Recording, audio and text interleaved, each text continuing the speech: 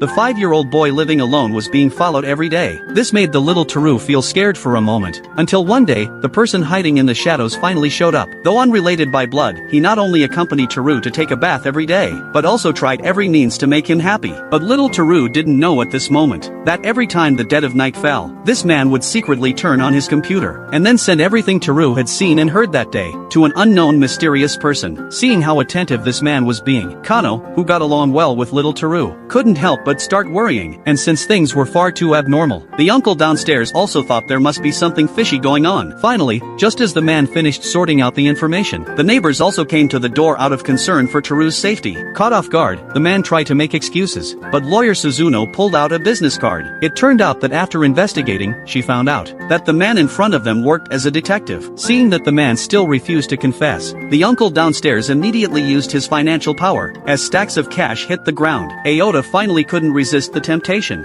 小太郎くんの父親が僕のところに依頼に来たんです。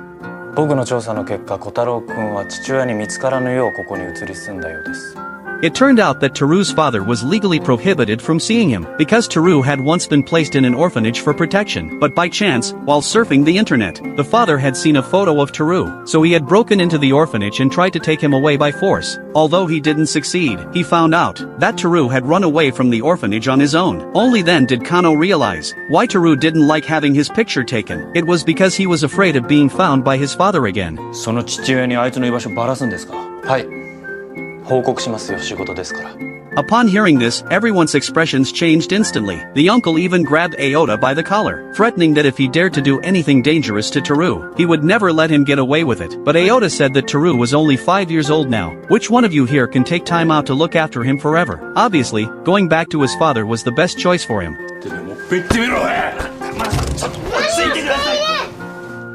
青田殿をいじめるでない。大丈夫であるか？青田殿、さあ銭湯に行くぞよ。 Seeing how protective Teru was of Aota, the neighbors didn't know what else to say. But when the next day came, Teru took the initiative to find Kano, saying that Mr. Aota had said he had something to do and went out, and asked if Kano could take him to kindergarten. Kano knew that Aota was obviously out reporting to Teru's father, so he gathered everyone, and they got fully geared up to stand guard at the kindergarten gate. Just as everyone was being extra cautious, Aota returned voluntarily, saying that he had already told Teru's father their location. かなり興奮していた様子でしたし、今日にも動くんじゃないでしょうか。